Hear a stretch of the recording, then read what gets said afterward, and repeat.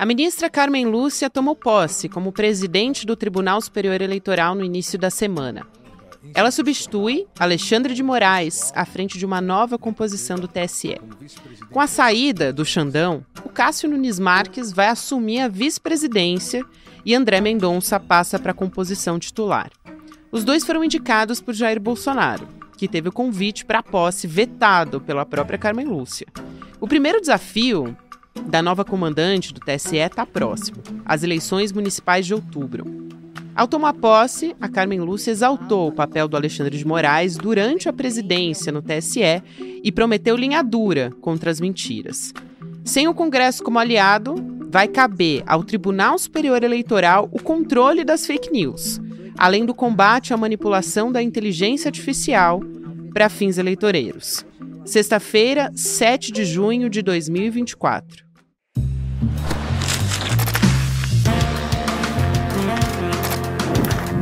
Olá, seja muito bem-vindo, seja muito bem-vinda. Eu sou a Gabriela Varela,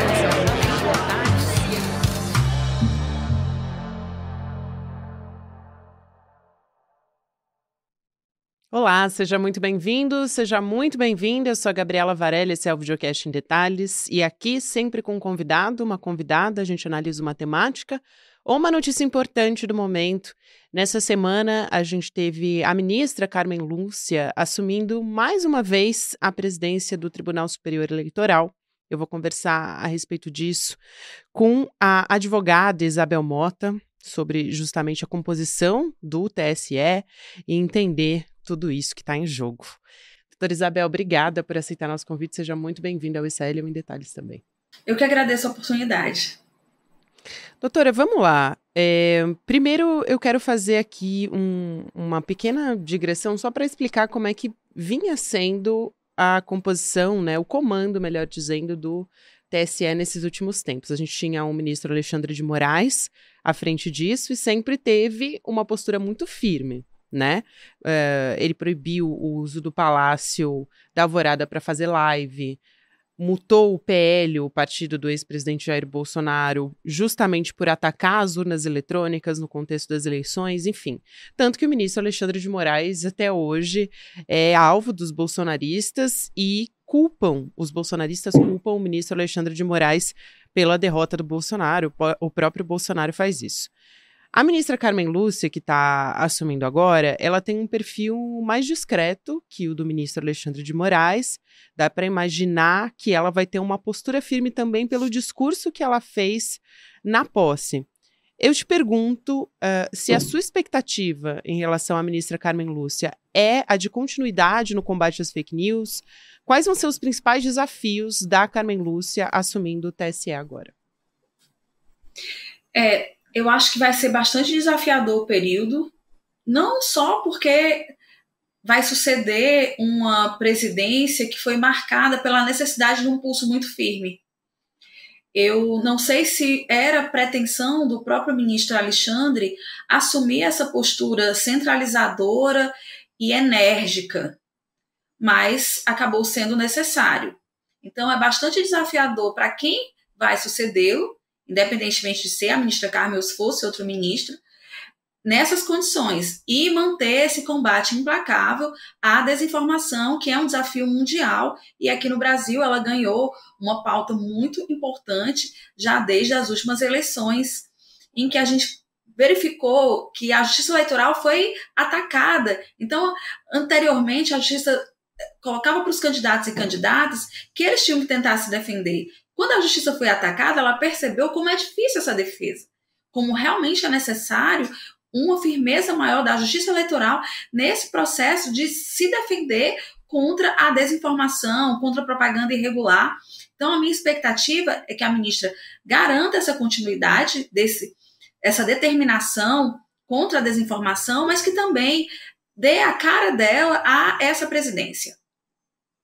Eu pergunto também a respeito do perfil da ministra Carmen Lúcia, porque a gente tem até uma pesquisa do Instituto Atlas Intel sobre a percepção dos brasileiros, né, a respeito da ministra Carmen Lúcia. Ela é integrante do STF mais bem vista pelos brasileiros. Não que, de fato, a opinião pública É uma questão delicada, né? Você colocar a opinião pública dos brasileiros em relação ao judiciário, porque a sociedade não pode balizar a decisão dos ministros, né, do Supremo Tribunal Federal. Mas, de qualquer forma, de acordo com essa pesquisa, 40% das pessoas que participaram dessa pesquisa têm uma imagem positiva da ministra, e aí depois a gente tem 37% com uma visão negativa, 23% não souberam opinar.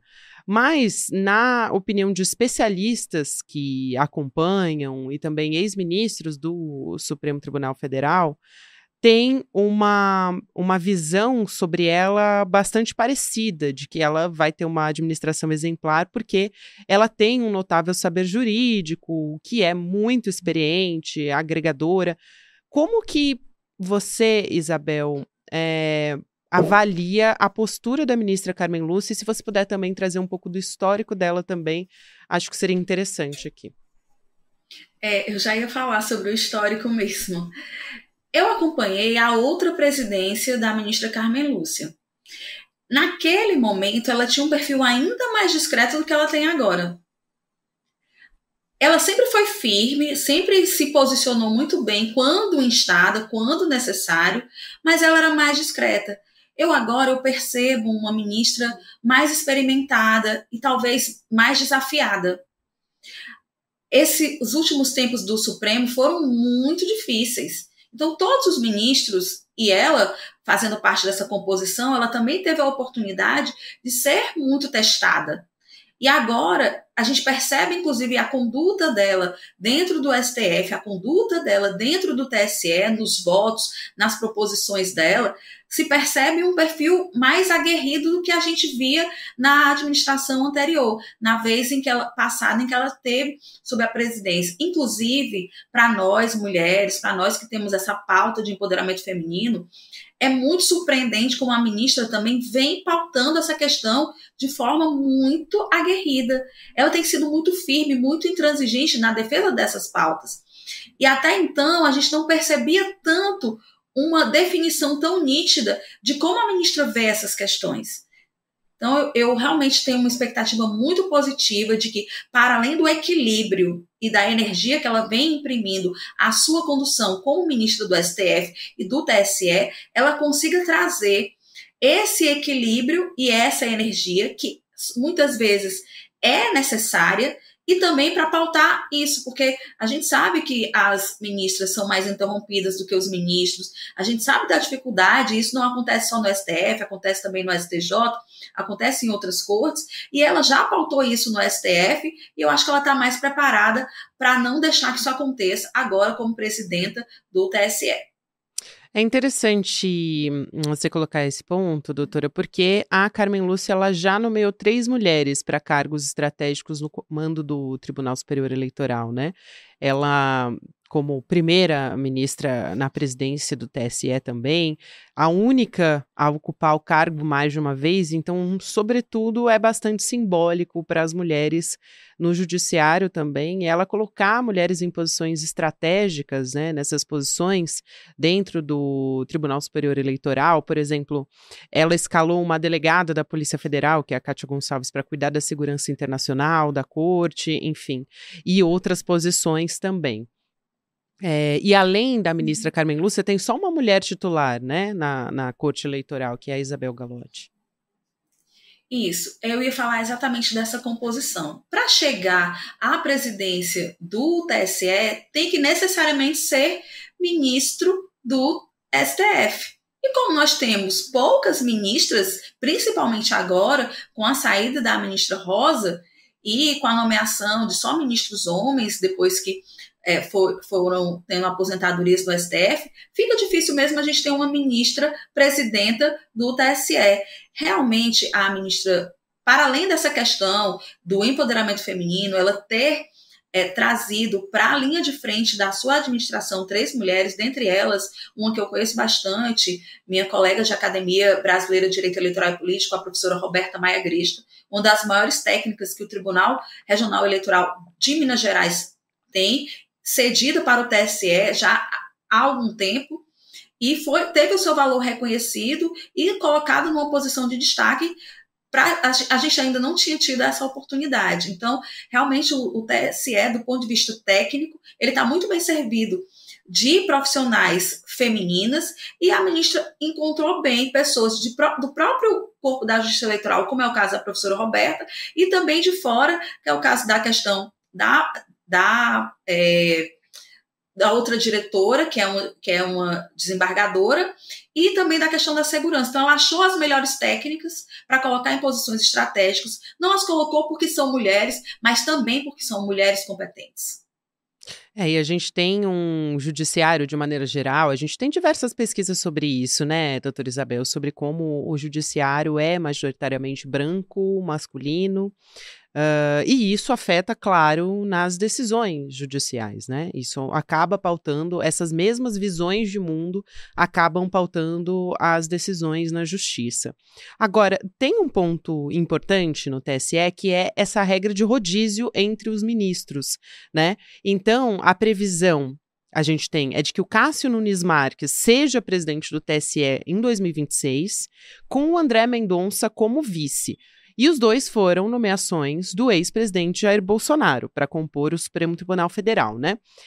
A gente fala de um cenário político no país que é bastante delicado, né? Porque a gente espera que o ex-presidente Jair Bolsonaro seja indiciado não só pela tentativa de golpe no início do governo Lula, mas também por falsificação de carteira de vacina no contexto da Covid-19, no caso das joias sauditas também, enfim, de qualquer forma, a gente tem 2 ministros indicados por Bolsonaro com um perfil bastante conservador, principalmente em relação a pautas de costume que a gente vem acompanhando no STF, né? Agora, nos processos eleitorais, o que a gente pode esperar, doutora Isabel, em relação à postura desses 2 ministros, que eles sigam essa mesma linha? Os dois nunca fizeram parte de processos eleitorais, então eu queria te perguntar o que a gente pode esperar deles nesse sentido, né? Eu conheço mais academicamente o ministro André e a trajetória dele também. Penso que, independentemente de como eles ascenderam à nossa Corte Suprema, eles têm qualidades técnicas e morais para bem ocupar as posições que vão ocupar em 2026. Eu acho que também tudo que vai acontecer daqui até lá vai poder dar um melhor norte para como essa presidência vai ser necessária ser mais enérgica, menos, porque esse momento agora da ministra Carmen, ele vai dar muito tom e principalmente também o desenrolar de todas essas questões que você colocou. A gente ainda tem muita água aí para rolar, mas se esses processos tramitarem de modo, nesse mesmo sentido que você colocou, no sentido do indiciamento do ex-presidente, da responsabilização dele em 2016, ele como figura política vai estar bastante preocupado com a sua própria situação pessoal, de inclusive não ser encarcerado. Então, dessa forma, a sua postura política vai influenciar, e dos seus próprios seguidores, vai influenciar menos no posicionamento das autoridades que vão estar à frente do TSE. E também eu lembro o seguinte, o TSE assim como a Justiça Eleitoral como um todo, tem uma composição híbrida. Ou seja, a gente tem ministros do Supremo, ministros do STJ, juristas. Exatamente essa composição híbrida é para dar equilíbrio a essa corte. Então, independentemente de ser o ministro André e o ministro Cássio na administração geral do TSE, a gente vai ter outros 5 ministros titulares e mais os ministros suplentes que fazem parte dessa corte e que, inclusive, muitas vezes derrotam o posicionamento nos votos dos relatores, independentemente do relator ser, inclusive, o presidente ou a presidente. Então, eu acho que essa corte ela precisa de equilíbrio. Esse momento agora da ministra Carmen vai ser desafiador. Ela vai enfrentar esse momento do pós-desinformação, ou seja, a gente teve esse momento das eleições de 2018, das eleições de 2020, que ainda a internet não tinha explodido com força total nas eleições, mas em 2022, sim, o tribunal teve que sair da sua postura de precisar ser provocado para tomar atitudes mais enérgicas, e a ministra vai vir nesse pós. E como vão ser esses 2 anos, vão dar o tom e a necessidade de como precisarão ser os próximos. E acho que o fato da gente ter tido uma decisão a respeito da inelegibilidade do ex-presidente Jair Bolsonaro também dão a tônica do que a gente pode esperar, né? Porque uma preocupação que existia por parte da sociedade também é de que tanto o André Mendonça quanto o Cássio Nunes Marques pudessem ter posicionamentos que fossem favoráveis, vamos dizer assim, né, colocar dessa forma, a Bolsonaro, que foi justamente quem indicou esses 2 ministros para ocupar essa vaga no Supremo Tribunal Federal, né, essas 2 vagas. Mas a gente teve, além de terem sido escolhidos por ele, a gente teve a condenação de Bolsonaro, né, então ainda que sejam aliados dele, isso pode ter sido decisivo também para que, quando eles estejam à frente da Justiça Eleitoral, isso não ganhe corpo, né, no sentido de que eles não deem decisões que possam diretamente afetar Bolsonaro quanto à decisão de Bolsonaro concorrer ou não nas eleições, né, doutora Isabel? E também eu vejo o seguinte, essa é a forma de ascender às cortes, né? A gente tem da classe dos advogados, o presidente da República é quem escolhe os ministros, inclusive também nas cortes regionais. Uhum. Então, apesar desse vínculo de escolha, muitas vezes o presidente da República, a presidenta da República, nem conhece o direito esses indicados. A gente viu muito isso de forma muito nítida em tantos ministros que o presidente Lula e a ex-presidenta Dilma colocaram o STF, e a gente não percebeu necessariamente que eles seriam aliados independentemente de qualquer circunstância. Então, eu não os coloco nem os que foram nomeados pelo presidente Bolsonaro, nem os pelo presidente Lula e pela ex-presidenta Dilma como aliados desses que os indicaram, que os nomearam. Mas sim, talvez o processo de escolha da forma como foi publicitado pelo ex-presidente Bolsonaro é que fique mais registrado alguma forma de vínculo de como ele escolheu essas pessoas, né? Então, talvez isso que gere mais preocupação. Mas eu quero crer que daqui até esse momento, e pelas próprias posturas que eles têm adotado enquanto ministro do Supremo, têm sido posturas respeitáveis, e que a gente espera que realmente se comportem como ministros que estão para exercer uma função fundamental, que é a da judicatura, isenta e imparcial. Inclusive, alguns ministros já do STJ, que compõem ali o TSE, já falaram sobre a expectativa tanto de Nunes Marques quanto do André Mendonça à frente do TSE, e que não necessariamente, só porque foram escolhidos por Bolsonaro, possam tomar decisões deliberadamente favoráveis a ele, né? Isso provoca um debate ali nos bastidores do judiciário, a imprensa já apurou informações a respeito disso. Só para dar informação aqui para quem nos acompanha de como é formado o TSE, né? São 3 ministros do Supremo Tribunal Federal, 2 do Superior Tribunal de Justiça e 2 advogados, né? Então, o terceiro ministro do STF, além dos que a gente já sabe, que vão estar no TSE em 2026, tem o Dias Toffoli, né? Do STJ vão ser o Antônio Carlos Ferreira e Vilas Boas Cueva. Então, essa é a composição que a gente deve ter nas próximas eleições presidenciais. A gente ainda tem uma eleição municipal para acontecer, doutora Isabel. E, recentemente, o Congresso manteve um veto do ex-presidente Bolsonaro à lei que puniria fake news nas eleições, o que deixou uma grande preocupação, porque aí o TSE é a nossa única alternativa agora nas eleições municipais para conseguir conter as fake news, né? Para recorrer à punição das notícias falsas na campanha eleitoral. Qual que é a sua expectativa em relação à ministra Carmen Lúcia nessa posição como presidente do TSE no combate às fake news?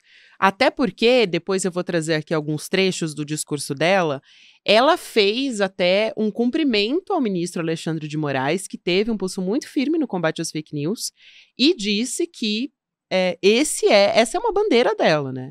Essa é a principal preocupação dela, assumindo agora o Tribunal Superior Eleitoral.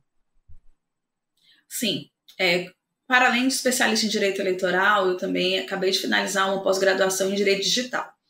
E o debate da regulamentação da internet, das plataformas, é urgente, ele é para ontem, ele não é uma matéria do dia de hoje. Já passou e ele da hora, é... né? Sim. E se o Congresso não fez o dever de casa, mesmo a gente sendo totalmente contrário a ativismo, eu tenho uma dificuldade muito grande do ativismo judicial, ou seja, do Poder Judiciário ir onde a lei não foi, só que a gente está cada vez mais a reboque dessas ausências. Já não adianta mais constituir em mora, ou seja, colocar o Congresso como devedor para a sociedade. Porque quando tem a legislação, ainda acontece como aconteceu nessa questão do veto. Então, o Tribunal Superior Eleitoral precisou de medidas bastante enérgicas já em 2022. A resolução caminhou no sentido que a gente não esperava, mas do que a gente precisava. A gente precisava salvar o processo democrático como um todo, desse galopante meio de descortinar narrativas que é a desinformação. Então, essas narrativas, as pessoas têm seus vieses, elas vão acreditando e vão repassando aquilo que elas querem que seja verdade e não aquilo que elas checam.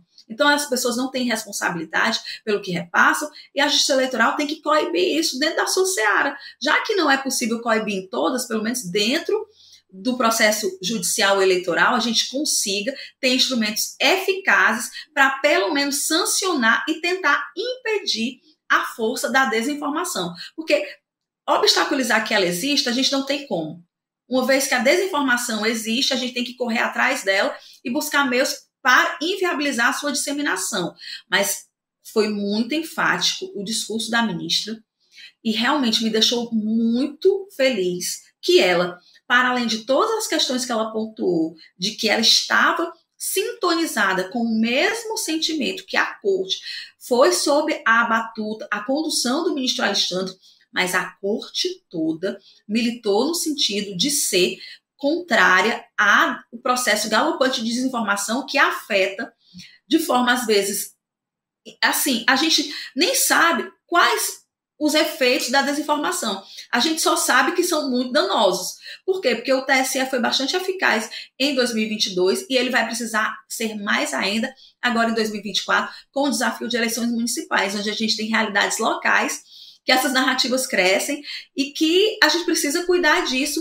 E agora o TSE, já no processo de resolução, que foi conduzido pela ministra Carmen Lúcia, antes dela chegar à presidência, ela conduziu o processo de elaboração das resoluções que vão disciplinar aqui o processo eleitoral de 2024, a resolução que avança a respeito dos atos ilícitos, e a gente já tem instrumentos nessa resolução para, inclusive, que as decisões, a gente tem um repositório de decisões judiciais sobre matéria de propaganda, que é exatamente onde incide essa questão da desinformação. Então, se o TSE já tiver decisões nesse sentido, os juízes dos tribunais regionais eleitorais e das zonas eleitorais vão ter, inclusive, que seguir essas decisões. Então, é um instrumento também importante e inovador para que a gente combata as fake news. Eu quero ler aqui um trechinho do discurso da ministra Carmen Lúcia, mas também trazendo o aceno que o ministro Alexandre de Moraes fez para ela quando ele estava se despedindo do TSE, né? Porque ele fez um apelo, né, para que a Corte Eleitoral se mantenha na vanguarda, ele chamou de vanguarda do combate à desinformação, e disse que o TSE dá exemplo da necessidade de se dar um fim à impunidade nas redes sociais. E acho que, de fato, ele estava nessa posição, porque, como a gente está conversando aqui, o Congresso Nacional deixou muito a desejar na regulamentação das redes digitais e também, não só das redes digitais, mas a gente tem agora a inteligência artificial como uma preocupação nas eleições e como que isso vai ser utilizado na campanha eleitoral e o uso das big techs também, das plataformas todas, né? Agora, o posicionamento da ministra já tinha sido feito algumas outras vezes, né? Em outras oportunidades, ela já tinha falado sobre a importância de regulamentação. Ela também foi relatora de resoluções que foram aprovadas na Corte para orientar as eleições desse ano. Então, em especial o combate das fake news. Então, não é uma pessoa que está chegando ali sem nenhum tipo de experiência a respeito disso, né? Me chamou muito a atenção que ela usou palavras muito duras, né, doutora Isabel, no discurso dela, quando ela estava ali assumindo o TSE, e ela disse que o que distingue esse momento da história de todos os outros é o ódio à violência. Estou aqui lendo um trecho para dar tônica realmente de como ela foi firme nesse posicionamento. Ela disse: o dono do vírus produz o próprio ganho político, econômico, financeiro, social e agora também eleitoral. O algoritmo do ódio invisível e presente senta-se à mesa de todos. É preciso ter em mente que ódio e violência não são gratuitos. Eles são instigados por mentiras e vilanias, reproduzem-se e esses ódios parecem intransponíveis. Não são. Contra o vírus da mentira há o remédio eficaz da liberdade de informação séria e responsável. Então, ela foi sem meias palavras, né? Falando realmente desse combate.